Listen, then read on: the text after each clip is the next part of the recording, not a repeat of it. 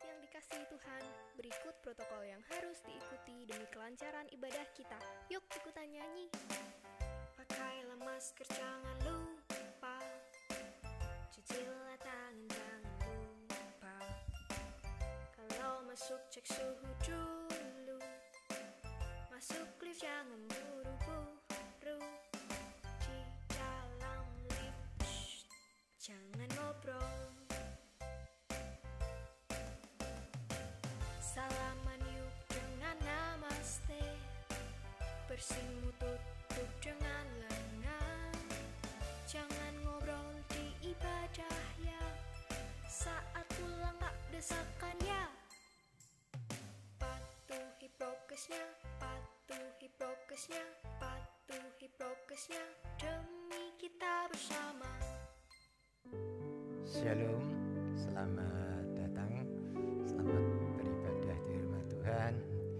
Salam sehat, Tuhan Yesus memberkati saudara-saudara semua. Mari saudara-saudara, kita akan mulai ibadah yang kedua ini. Kita serahkan ke dalam tangan Tuhan. Kita akan sama-sama bangkit berdiri.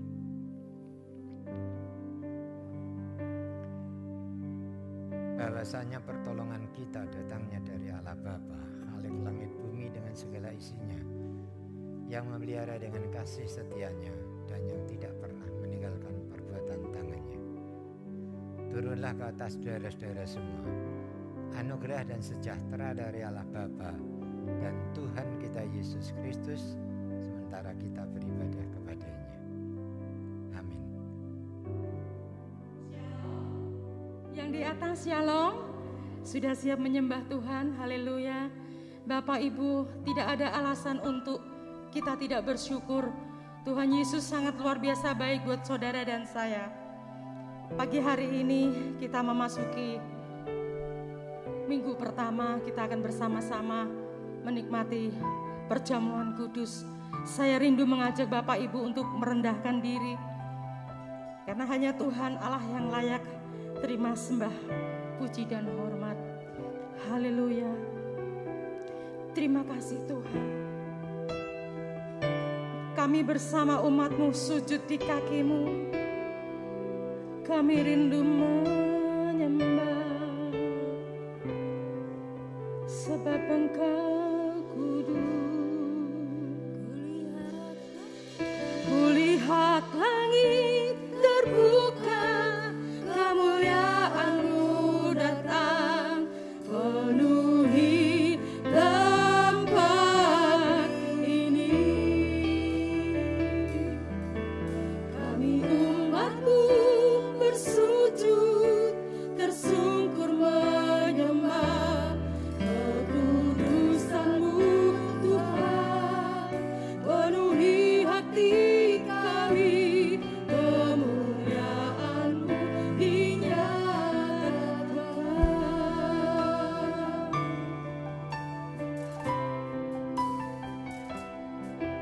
Kulihat langit terbuka,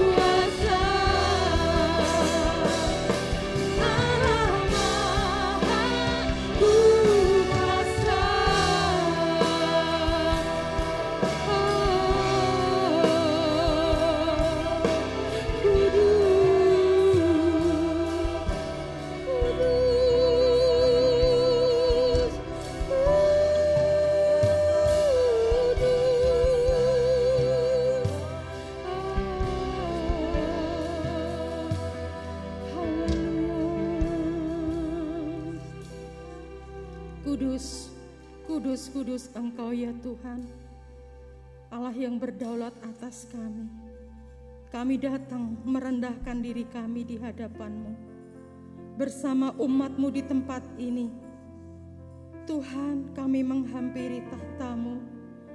Kami membawa puji-pujian kami. Biarlah pujian ini boleh menyenangkan hati Engkau, menjadi dupa yang harum bagi hormat kemuliaan nama-Mu. Terima kasih Tuhan, kalau kami ada sebagaimana kami ada, bukan karena kuat hebatnya kami, semua karena anugerah-Mu. Syukur kami Tuhan kepadamu, dan kami menyerahkan ibadah kami siang hari ini, dari awal, pertengahan hingga akhirnya, hanya di dalam nama Yesus Tuhan. Sama-sama jemaat Tuhan yang diberkati, kita mau katakan amin. Sebab kita tahu kita punya penolong yang sangat hebat, luar biasa. Oh, terima kasih Tuhan, Engkau penolong yang luar biasa buat kami. Sama-sama. Ku tahu Dia penolongku, darahnya tebus dosaku. Ku yakin, ku yakin, Dia angkat deritaku, sembuhkan sakitku. Ku yakin, ku yakin, ku angkat panji. Dia telah menang atasku, Dia penebusku. Dia hiduplah, Dia penebusku. Dia hiduplah, dan tidak ada Allah yang seperti Engkau. Engkau dahsyat. Sama-sama. Ku tahu Dia penolongku, darahnya tebus dosaku. Ku yakin, ku yakin, Dia yang sudah angkat derita kita. Dia angkat deritaku, amin. Darahnya bukan sakitku. Ku yakin, ku yakin, ku angkat panji. Dia telah menang atasku, Dia menebusku. Dia hiduplah, Dia menebusku. Dia hiduplah, Dia menebusku. Dia hiduplah, Dia menebusku. Dia hiduplah. Kau bebaskanku, bukan bangkit, bukan menerima namun Rajaku datang. Dia penebusku, Dia penebus buat kita. Amin. Dia penebus yang luar biasa. Dia hiduplah, Dia penebusku. Dia hiduplah, Dia penebusku. Dia hiduplah, Dia penebusku. Dia hiduplah, Dia penebusku. Dia hiduplah.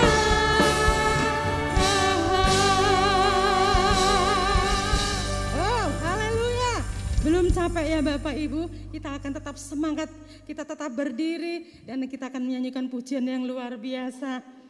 Pengorbanan Allah yang begitu sempurna. Dan tidak ada Allah lain yang seperti Dia yang kita miliki. Amin. Haleluya. Terima kasih Tuhan, pengorbanan-Mu buat kami semua. Haleluya. Hidup oleh anugerah-Mu, yang terbaik ku terima dari-Mu. Rancangan-Mu indah bagiku, sebab ku hidup selalu di dalam-Mu. Tiada pernah ku meragukan bukti kasih dan karya salib-Mu. Engkau sudah mati mengebus kami. Kau telah mati gantikan hidupku, sebab itu ku selalu bersyukur. Kasih-Mu memulihkan hidupku, kuasa-Mu membangkitkan rohku. Darah-Mu telah tercurah bagiku, pengorbanan-Mu sempurna.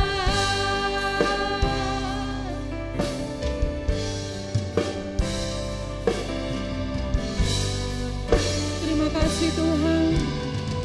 Mari Bapak Ibu sama-sama katakan, ku hidup oleh anugerah-Mu, yang terbaik ku terima dari-Mu. Rancangan-Mu indah bagiku,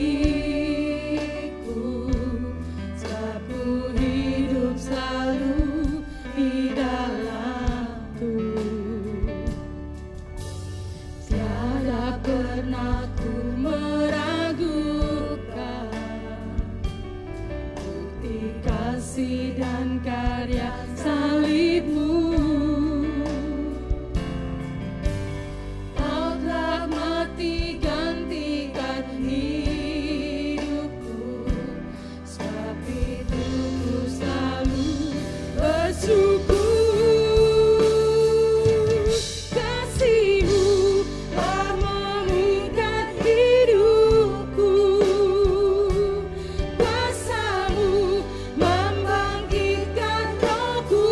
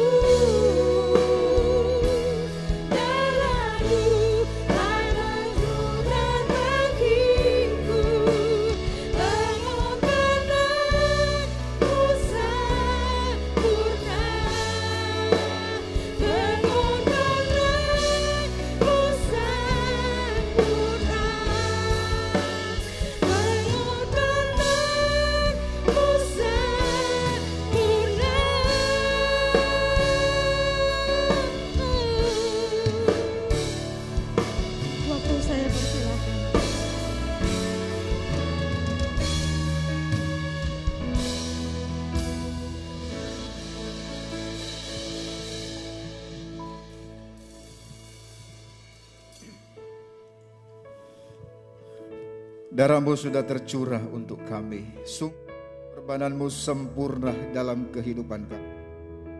Bapa di surga, sebelum kami menikmati tubuh dan darah-Mu sebagai persekutuan kami dengan Engkau untuk selama-lamanya, kami mau buka hati untuk terima kebenaran firman-Mu.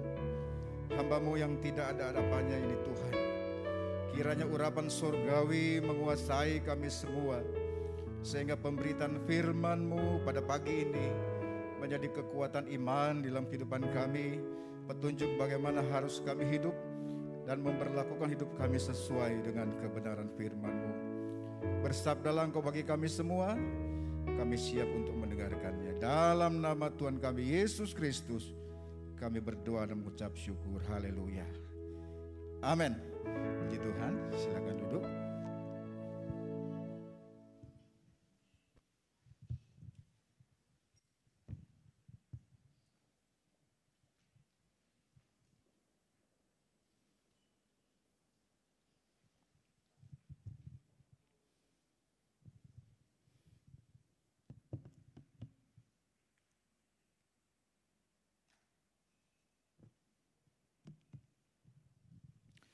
Baik, shalom. Ya, selamat pagi buat kita semua, baik kita yang hadir di gereja dalam ibadah raya yang kedua ini, maupun Bapak Ibu Saudara yang mengikuti ibadah di tempat masing-masing. Kita lagi bersyukur kepada Tuhan untuk kasih setia Tuhan di dalam kehidupan kita. Dia sudah menolong kita hingga hari ini, kalau kita ada sebagaimana ada, itu semua karena anugerah Tuhan. Baik, mari kita membaca firman Tuhan di dalam Kitab 1 Samuel pasalnya yang ke-23, 1 Samuel pasal 23. Saya akan membaca ayat 14, 15, 25 sampai 28. Demikian firman Tuhan.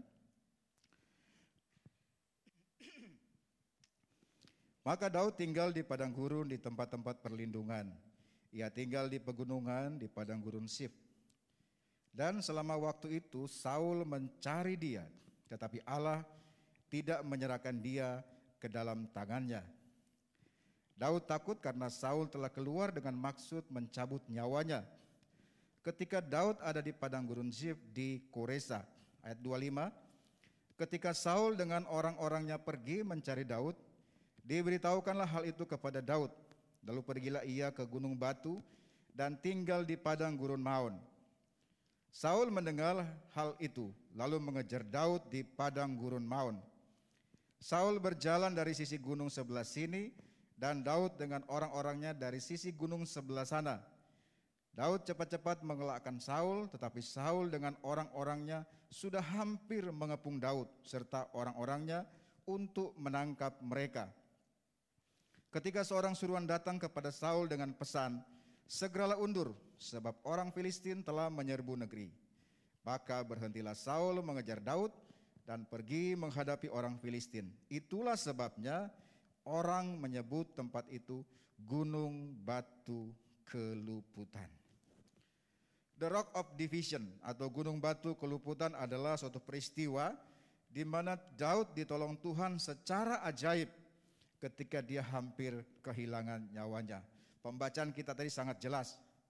Saul dengan pasukannya sedang berusaha untuk menangkap Daud dan dia sudah terpojok, sudah dikepung dan tidak ada jalan keluar.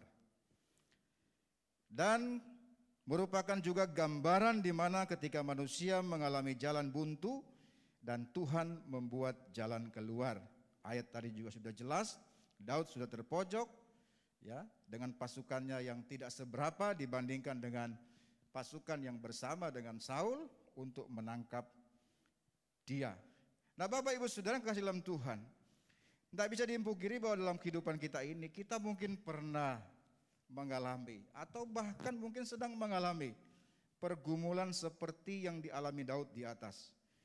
Hanya mungkin dalam bentuknya yang berbeda.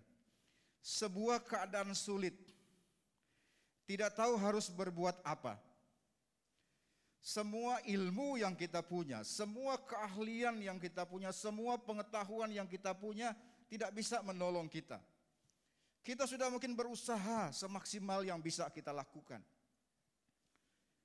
Saudara mungkin pernah beralam situasi seperti terjebak dengan kondisi yang sangat membahayakan dalam kehidupan. Apakah dalam kehidupan pribadi, dalam bisnis atau usaha kita.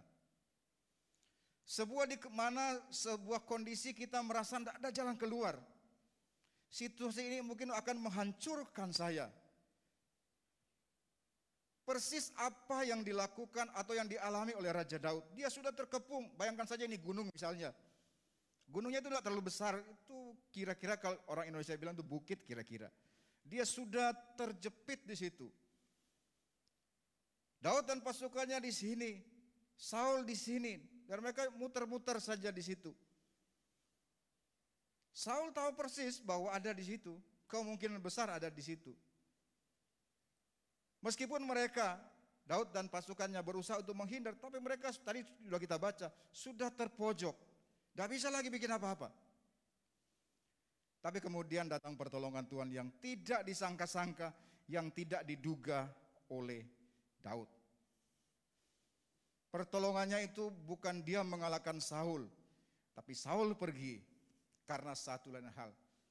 Orang Filistin menyerbu Yerusalem. Saya rasa adanya orang Filistin di sana atau adanya tentara yang datang mengganggu Saul dalam kerajaannya itu bukan kebetulan. Memang sengaja diizinkan Tuhan.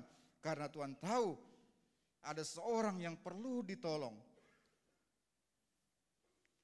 Saul yang punya rencana jahat diberikan kesulitan oleh Tuhan.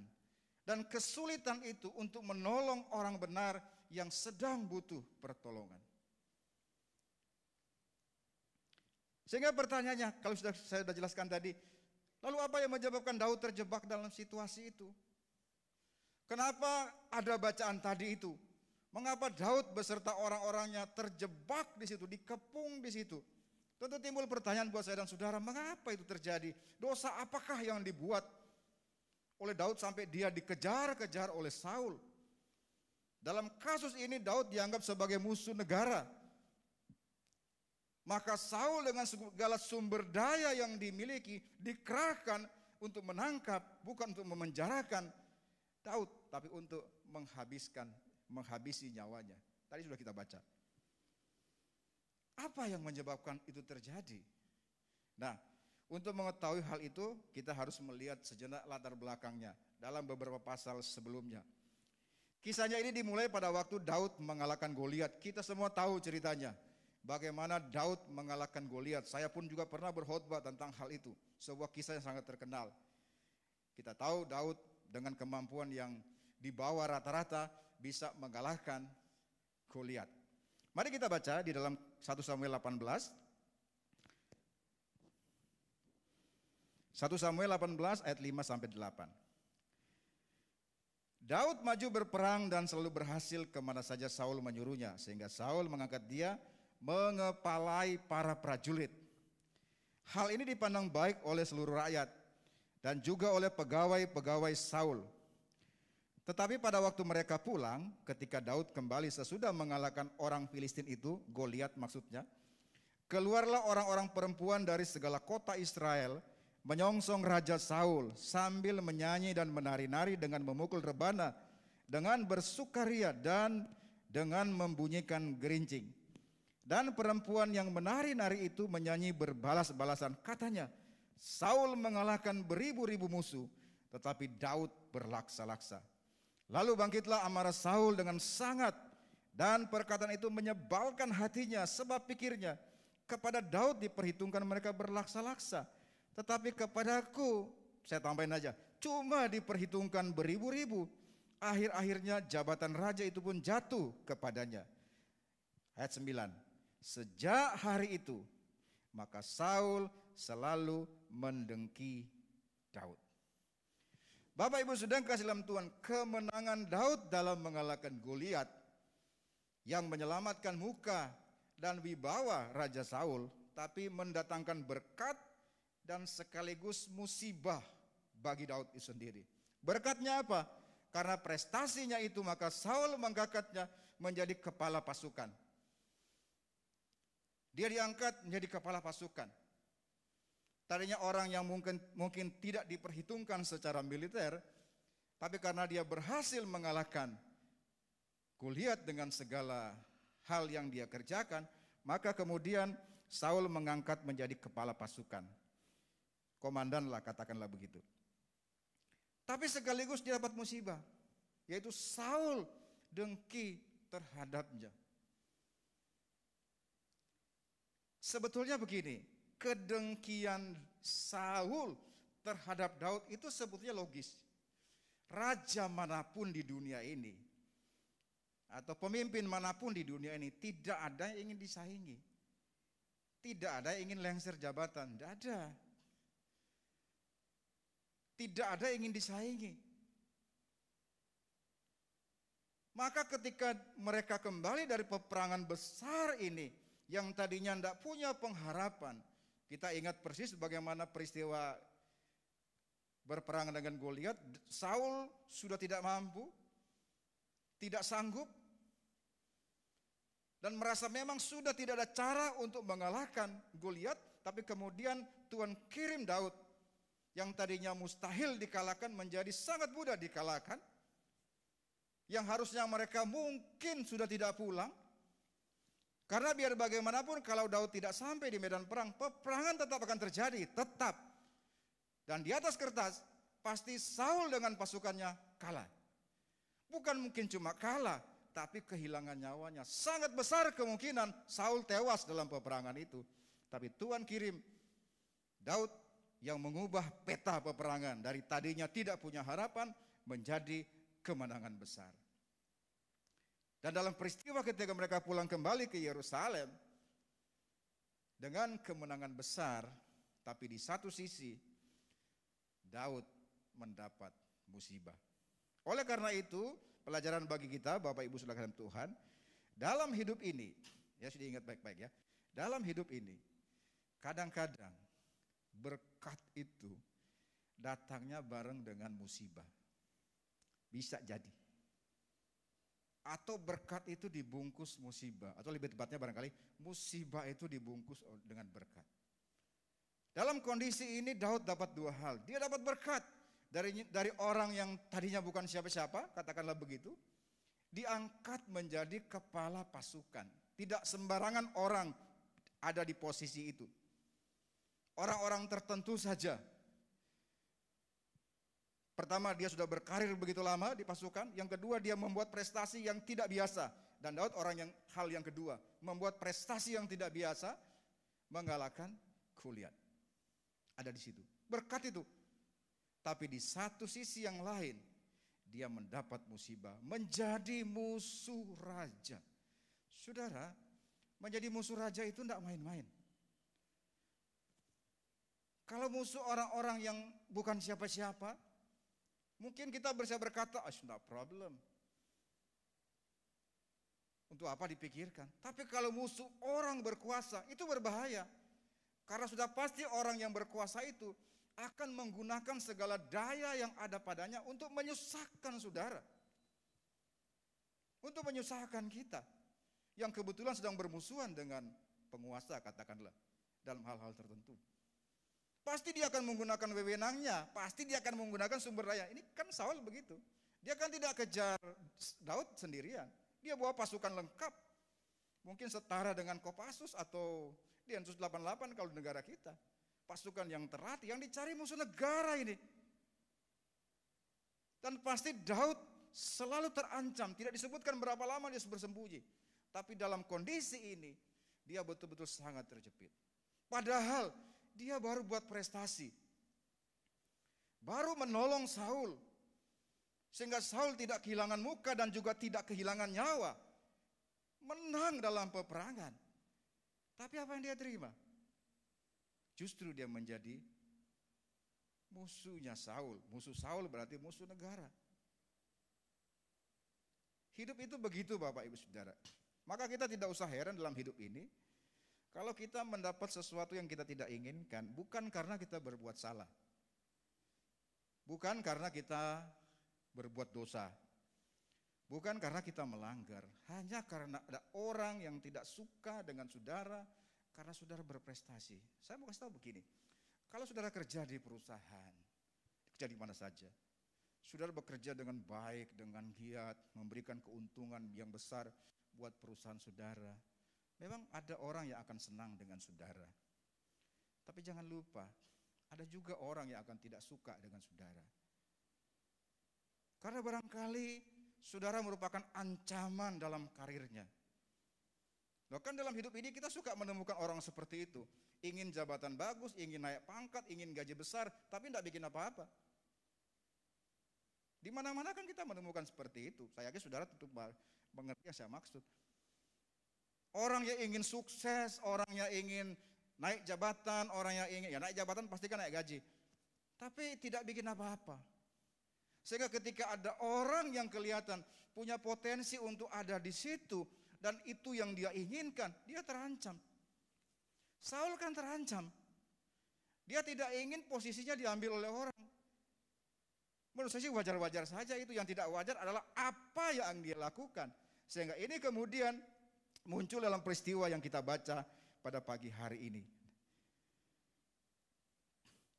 Kedengkian Saul terhadap Daud meningkat menjadi kebencian. Tadinya dengki, benci, dan kebencian itu melahirkan niat untuk membunuh Daud. Ada banyak sekali kesempatan-kesempatan kalau kita baca bagaimana Saul bukan saja secara diam-diam, tapi secara terang-terangan ingin membunuh Daud. Pelajaran yang bisa kita ambil adalah bahwa kalau kita dengki dengan seseorang, itu berpotensi menjadi kebencian. Dan kebencian bisa melahirkan niat jahat yang tidak terbayangkan sebelumnya. Ketika Daud mengalahkan Goliat, Saul melihat Daud, bagaimana hebatnya dia. Apakah terpikir oleh Saul bahwa nanti dia punya niat untuk membunuh Daud, orang yang sudah menolongnya pada waktu itu? Pasti tidak. Ketika Daud mengalahkan Goliat, yang kemudian memicu tentara Israel berperang mengalahkan tentara Filistin, pastilah Saul tidak ada bayangan sekalipun bahwa orang yang sudah mengalahkan Goliat ini akan dia punya niat untuk membunuhnya di kemudian hari. Pasti tidak ada. Tapi ketika dia membiarkan dengki itu muncul dalam dirinya, dipelihara baik-baik, menjadi kebencian, dipupuk, dikasih vitamin untuk kebencian, lalu melahirkan niat untuk membunuhnya. Jadi singkat cerita, setelah kedengkian Saul meningkat menjadi untuk membunuh Daud, maka beberapa kali Saul secara terang-terangan mau membunuh Daud, tapi Daud selalu diluputkan Tuhan. Dan bacaan utama kita pada pagi hari ini adalah salah satu adegan di mana Saul sedang mengejar Daud untuk membunuhnya, tetapi tadi sudah kita baca, Allah tidak menyerahkan Daud ke tangan Saul. Nah, dalam kisah ini muncul ungkapan yang sangat luar biasa menurut saya. Gunung batu keluputan. Atau lebih lengkapnya, Tuhan gunung batu keluputan. Kisah ini tidak berdiri sendiri. Ini merupakan salah satu klimaks dari beberapa rangkaian kisah dalam kehidupan Daud. Nah, Bapak Ibu Saudara kasih dalam Tuhan, dalam masa sekarang ini situasi yang pandemi yang masih berkecamuk di tengah-tengah kita, dengan segala dampak yang ditimbulkannya, baik dampak langsung maupun dampak tidak langsung.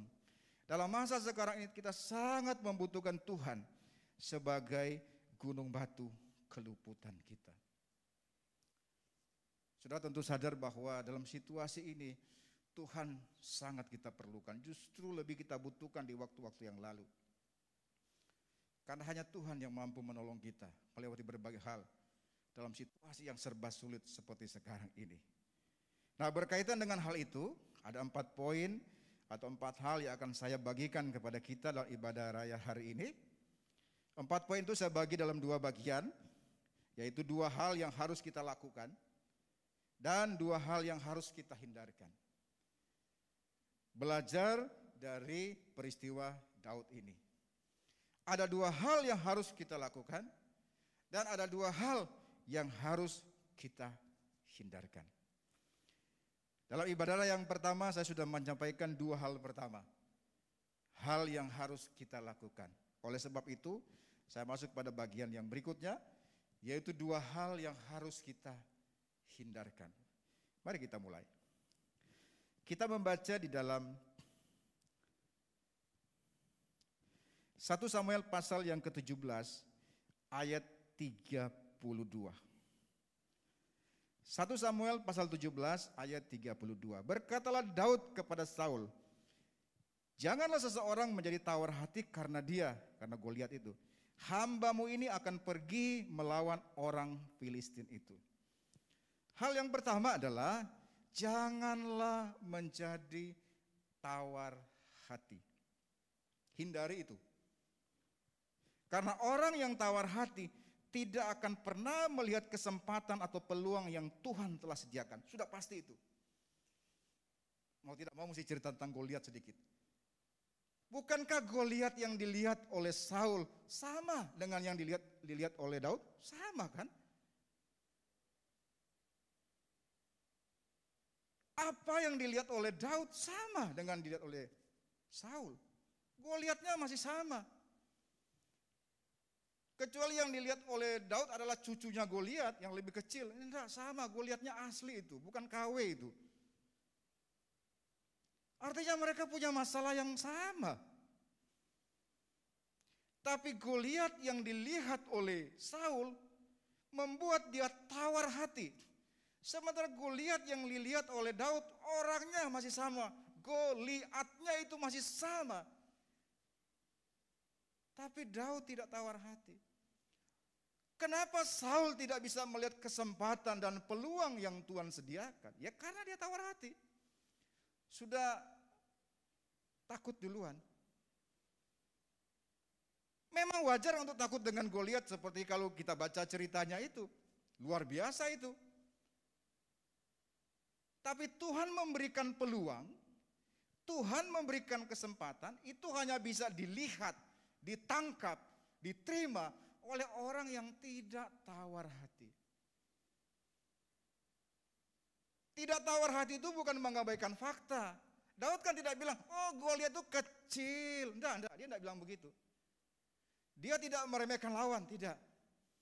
Tapi kan yang dia lihat ada sesuatu yang Tuhan sediakan, yang membuat dia berani untuk maju. Maka dalam hidup ini Bapak Ibu Saudara dalam Tuhan, jangan sekali-kali tawar hati. Memang hidup ini susah. Dari dulu sampai sekarang sama-sama susah. Tidak pernah hidup, tidak pernah susah. Orang zaman dulu, orang zaman sekarang sama-sama memiliki pergumulannya sendiri-sendiri. Orang berbisnis zaman tahun 60, 70, 80, 90, 2000, 2010, 2020 dan seterusnya sama. Masing-masing punya tingkat kesulitannya sendiri-sendiri. Setiap zamannya pasti ada. Tidak ada dikatakan, oh dulu gampang cari uang. Sejak kapan gampang cari uang? Tidak ada pernah zaman gampang cari uang. Tidak pernah ada. Sama-sama susah. Dalam hidup sama-sama susah. Mau di era dekade 60-an, 70-an, 80-an, 2000-an sama. Karena setiap zaman itu punya tingkat kesulitannya sendiri. Tapi juga setiap zaman itu punya tingkat peluangnya sendiri. Peluang yang tersedia sekarang tidak ada di era 20 tahun yang lalu. Tidak ada. Tahun 80-an kita belum mengerti dunia digital. Tapi dunia yang sekarang ini selain menciptakan kemudahan juga menciptakan peluang-peluang bagi mereka yang mampu menangkapnya. Maka saudara, jangan pernah bilang itu hidup itu susah. Karena hidup tidak pernah tidak susah. Selalu susah. Tidak pernah tidak susah. Apa yang tidak susah di dunia ini? Semuanya susah. Tapi itu jangan bikin kita tawar hati. Jangan kalah dengan keadaan. Ingat Bapak Ibu Saudara, keadaan itu tidak pernah berpihak kepada kita. No. Keadaan tidak pernah berpihak kepada kita. Tidak pernah. Oleh sebab itu yang kita lakukan adalah membalikkan keadaan. Tunggu dia terbalik sendiri. No. Tidak akan pernah. Harus kita yang membalikkan keadaan. Tentu bukan dengan kekuatan kita. Dengan Tuhan. Sama seperti Daud. Goliat kan tidak kalah sendirinya. Dia kan tidak lari ketika Daud datang. Lalu kemudian Goliat takut lalu dia lari. Kan tidak. Daud harus kalahkan. Situasi yang tadinya mustahil. Tidak mungkin bagi Saul. Tapi kemudian Daud. Karena dia tidak tawar hati. dia bisa membalikkan keadaan. Maka saudara, jangan berharap saudara bisa membalikkan keadaan kalau saudara tawar hati. Tawar hati itu bukan berarti orang tidak punya perhitungan, bukan. Tapi kita tahu ada kekuatan lain bersama dengan saya dan saudara, sehingga memampukan kita untuk menghadapinya.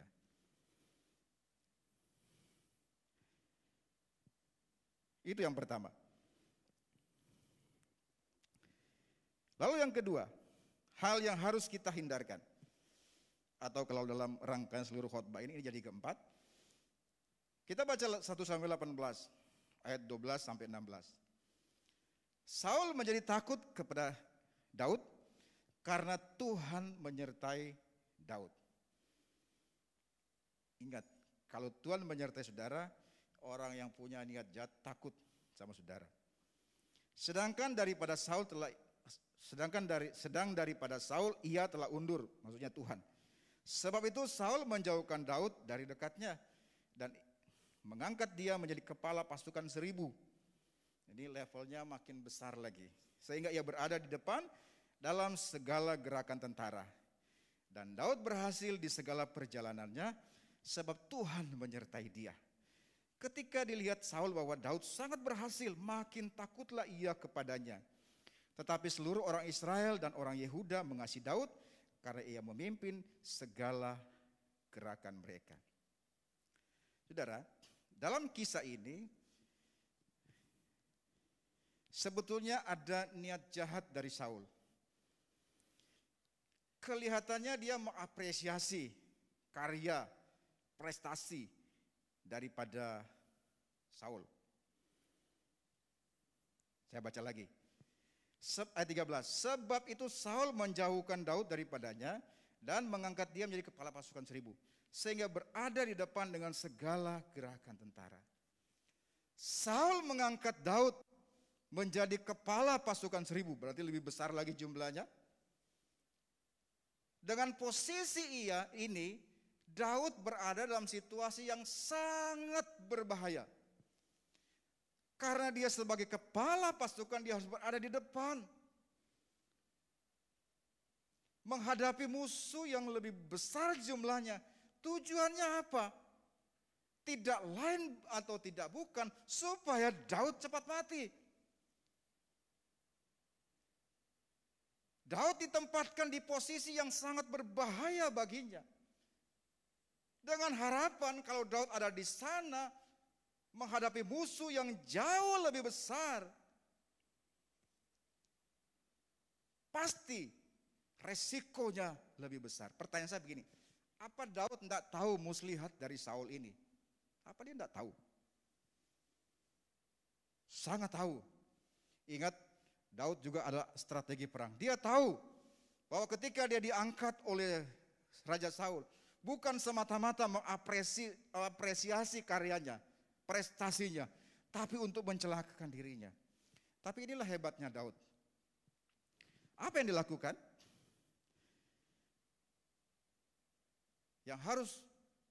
Yang tidak boleh kita lakukan, yaitu tidak mengabaikan tanggung jawab. Saya sangat yakin Daud tahu bahwa dengan posisi barunya ini berarti nyawanya terancam berkali-kali lebih berbahaya. Dia tahu itu. Tapi apa yang Alkitab katakan? Dia tidak mengabaikan tanggung jawabnya karena dia selalu pergi berperang. Semua tugas yang disuruh oleh Raja Saul yang sengaja dirancang untuk mencelakakan Daud, dia lakukan dan berhasil. Berhasil. Jadi meskipun Saul merancangkan yang buruk, meskipun dikemas dengan hal yang baik, kan Saul ini kan mereka kan bermain politik di sini. Dikemas dengan sebagai sebuah penghargaan, lalu ditugaskan ke medan perang, musuh lebih banyak dengan harapan celaka dia. Lalu, tapi dia selalu menang, selalu berhasil. Berhasilnya bukan karena kemampuannya saja, tadi sudah kita baca, tapi karena Tuhan menyertainya.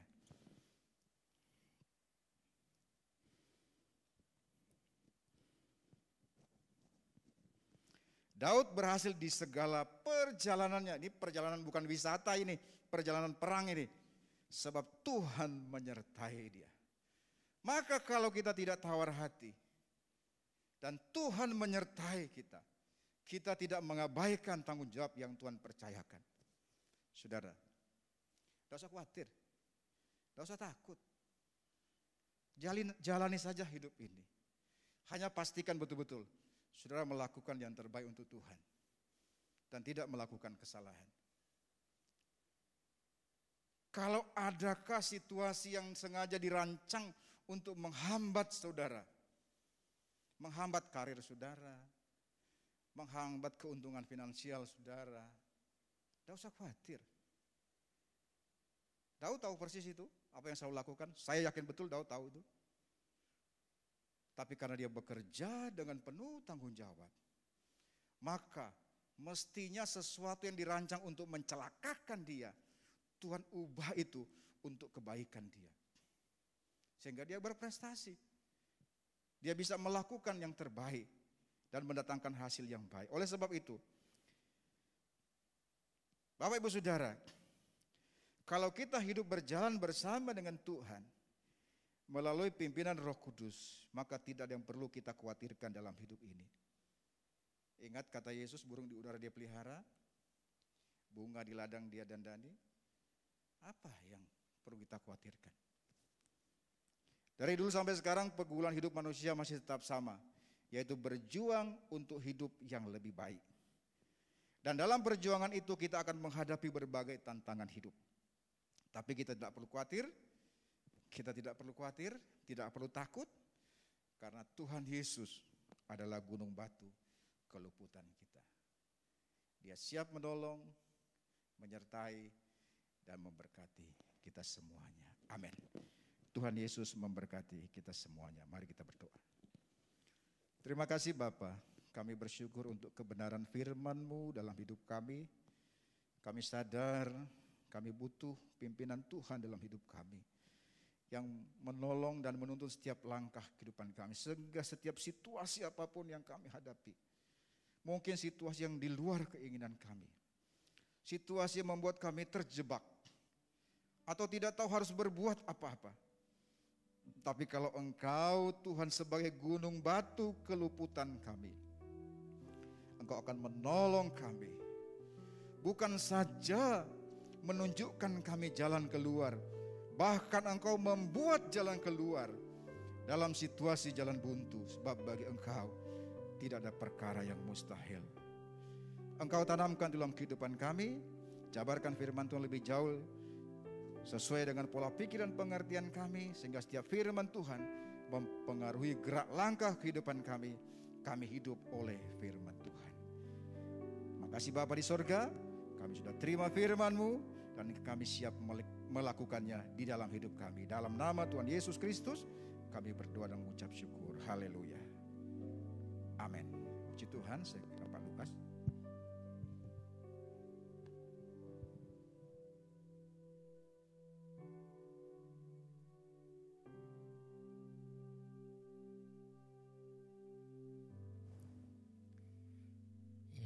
Sebelum saya undang rekan-rekan majelis maju, saya tanya apakah saudara semua sudah mengambil hosti dan anggur. Kalau belum, saudara bisa angkat tangan. Nanti akan dilayani oleh majelis. Ada di sana? Sudah semua ya? Ya, saya minta rekan-rekan majelis akan bisa maju ke depan.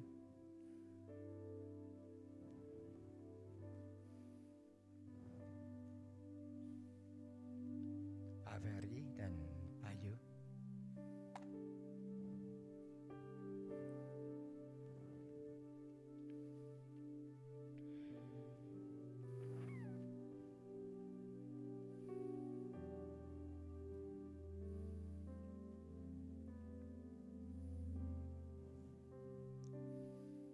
Terima kasih Tuhan untuk kesempatan yang indah yang Tuhan berikan kepada kami. Kami merasakan kasih-Mu yang luar biasa. senantiasa ada di dalam hidup kami. Sehingga hari ini Tuhan izinkan kami, selain kami bisa memuliakan nama Engkau, kami bisa mendapat kesempatan untuk bisa mempersekutukan diri kami dengan Tuhan melalui perjamuan kudus. Oleh karena itu, kuduskan hati dan pikiran kami, agar apa yang akan kami nikmati bersama dengan persekutuan darah dan tubuhmu ini akan benar-benar memberikan manfaat yang sangat besar dalam kehidupan kami. Karena itu Tuhan, sekali lagi biarlah Tuhan sendiri yang akan memimpin dan menyertai kami, sehingga perjamuan Tuhan pada saat ini boleh memberikan kekuatan dan berkat bagi kami semua. Hanya di dalam nama-Mu Tuhan Yesus kami sudah berdoa dan mengucap syukur. Haleluya. Amin. Ya. Sekarang saudara-saudara, sebelum kita masuk di dalam perjamuan Tuhan, saya akan membacakan kebenaran firman Tuhan.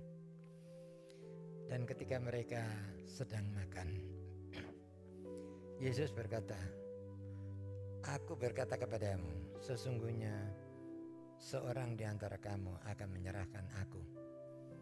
Dan dengan hati yang sangat sedih, berkatalah mereka seorang demi seorang kepadanya, "Bukan aku ya Tuhan."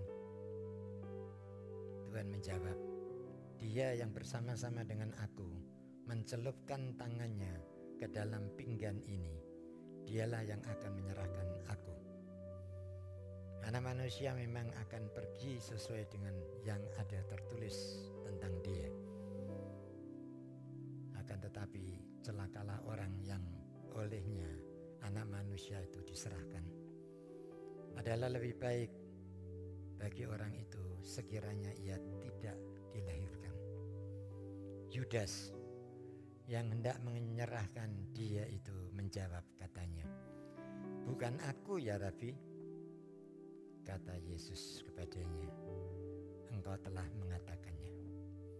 Mari saudara-saudara, kita akan angkat tinggi-tinggi roti yang ada di tangan kanan kita ini. Kita akan berdiri.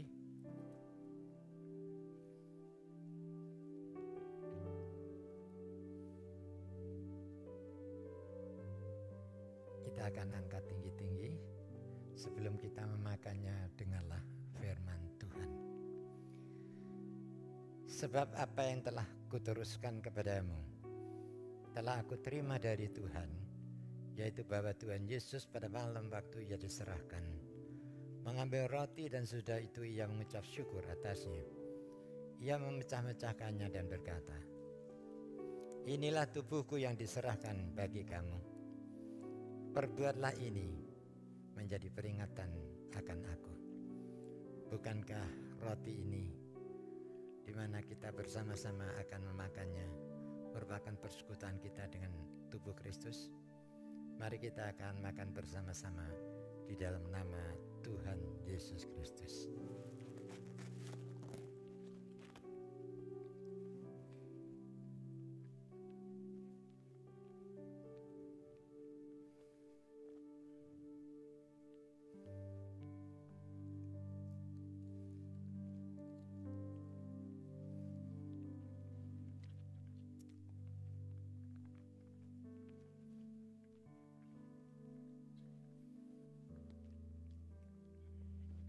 Sekarang kita akan mengangkat tinggi-tinggi cawan yang ada di tangan kanan kita ini.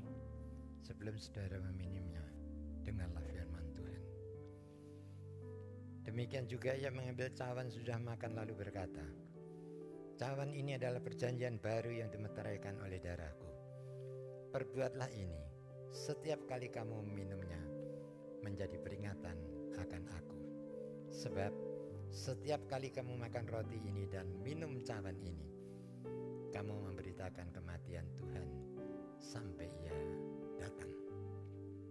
Bukankah cawan ucapan syukur ini, di mana kita mengucapkan syukur, merupakan persekutuan kita dengan darah Kristus?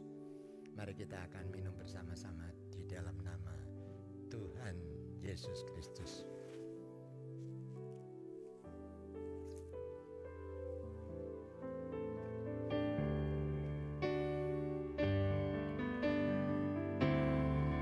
Kasih-Mu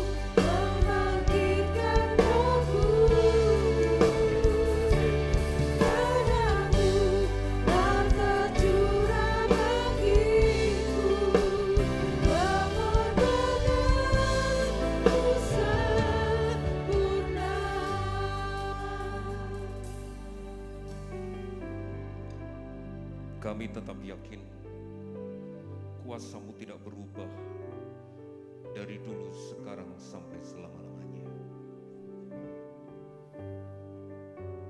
Kuasa-Mu itu yang menjadi pengharapan kami. Amin, Yesus. Dan kami tetap yakin di dalam tubuh dan darah ada kuasa yang memampukan kami dapat menghadapi proses perjalanan hidup ini, ada di dalam keterlibatan dan campur tangan Tuhan. Oleh sebab itu pada siang hari ini Bapa, kami mohon belas kasihan-Mu. Kami mohon Engkau ulurkan tangan-Mu yang penuh kasih dan penuh kuasa ketika kami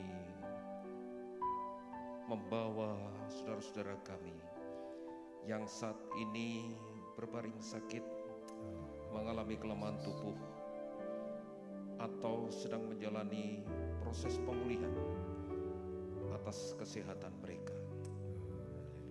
Kami berdoa bersama-sama membawa di dalam hadirat-Mu untuk Ibu Hartina, untuk Ibu Yulianyo, Ibu Maye, Ibu Lena, Ibu Mariana,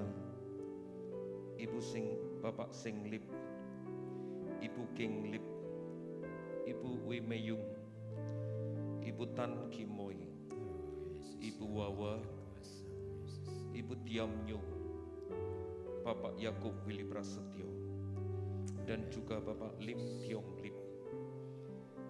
Kami mohon kuasa-Mu Tuhan akan mengalir di dalam kehidupan anak-anak-Mu yang saat ini benar-benar membutuhkan pertolongan. Sesuai dengan iman percaya mereka, Engkau akan nyatakan kuasa-Mu, mujizat, karya-Mu yang ajaib dan dahsyat itu, sehingga benar-benar mereka merasakan pertolongan Tuhan nyata dalam kehidupan mereka. Tuhan menolong dan Tuhan memberkati anak-anak-Mu. Di dalam nama Tuhan Yesus kami bersyukur dan berdoa. Haleluya. Amin. Silakan saudara duduk. Jangan-jangan nanti akan dikumpulkan oleh para majelis.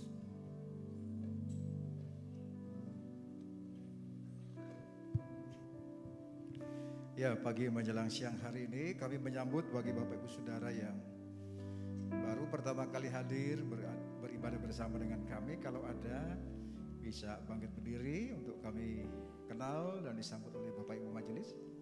Ada? Baik di bawah, di atas. Iya.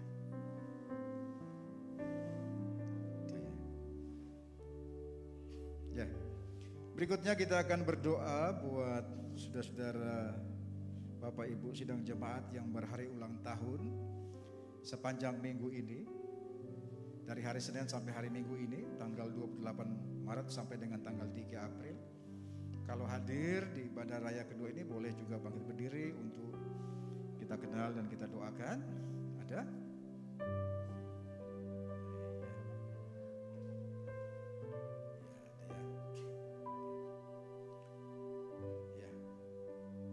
Mari kita dukung dalam doa untuk saudara-saudara sidang jemaat Tuhan yang berhari ulang tahun.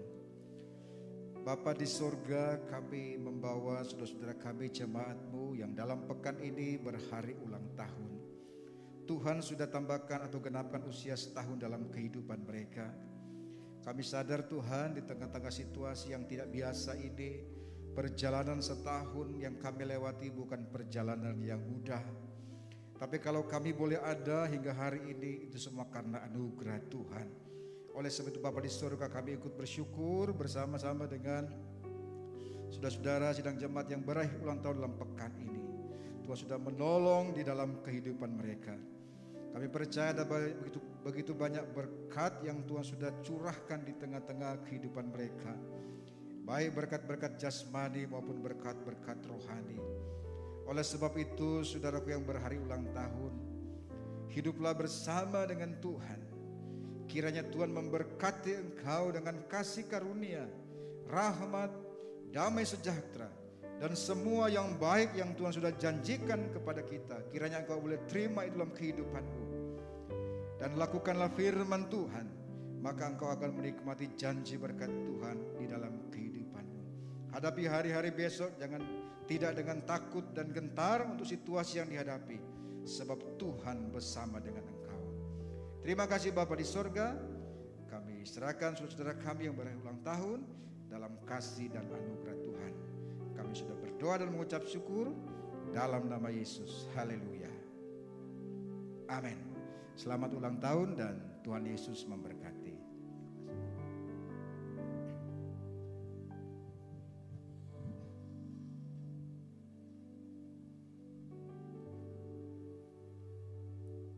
Ya, mari kita akan sama-sama bangkit berdiri. Kita akan mengakhiri ibadah raya yang kedua ini. Segala kemuliaan, hormat, pujian hanya bagi nama-Mu Tuhan. Kami bersyukur dan berterima kasih kepada-Mu, karena Tuhan sendiri yang sudah memimpin seluruh rangkaian ibadah raya yang kedua ini dari awal sampai akhirnya. Tuhan, kami sudah menerima berkat Tuhan yang begitu indah, baik melalui firman maupun melalui perjamuan kudus pada saat ini. Tuhan, hari ini kami juga merasakan bahwa Engkau memberkati kami, memungkinkan kami pada hari ini bisa mengembalikan perpuluhan yang menjadi hak dan milik Tuhan ke perbendaharaan rumah-Mu. Kami yakin Tuhan, kalau kami sertai dengan hati yang tulus, ikhlas dan jujur di hadapan-Mu, maka Tuhan sendiri yang akan memberkati kami dengan berkelimpahan. Demikian juga Tuhan, untuk persembahan-persembahan yang diberikan oleh anak-anak-Mu yang begitu mengasihi dan mencintai akan janji daripada Tuhan, kami ingin Tuhan agar Tuhan sendiri yang akan menguduskan persembahan ini agar bisa dipergunakan untuk kelancaran pekerjaan Tuhan di Gereja Isa Masih Kudus. Dan kami yakin Tuhan, Engkau akan memberkati mereka dengan berkat yang luar biasa, sehingga kami semua akan menjadi orang-orang yang sungguh-sungguh mengasihi Engkau dan mempercayai bahwa janji-Mu itu adalah ya dan amin bagi kami semua orang-orang yang percaya kepada Engkau. Oleh karena itu Tuhan, hari ini biarlah kami bersyukur Engkau beri kesempatan kepada kami untuk kami bisa menikmati berkat-Mu melalui persekutuan kami. Dan kami ingin agar supaya kekuatan yang daripada Tuhanlah yang memungkinkan kami bisa tetap tegar menghadapi apapun juga. Kekuatan daripada Tuhanlah yang memungkinkan kami bisa tetap kuat dan sehat karena perlindungan daripada Tuhan semata. Terima kasih Tuhan. Biarlah hormat pujian hanya bagi nama Engkau. Tiba saatnya Tuhan, kami akan berpisah satu dengan yang lain untuk pulang ke rumah kami masing-masing. Biarlah berkat damai sejahtera dari Allah Bapa, kasih setia dan rahmat dari Tuhan Yesus Kristus, serta persekutuan Roh Kudus akan tetap tinggal dan menyertai di dalam kehidupan saudara semua, mulai siang hari ini dan sampai selama-lamanya. Amin.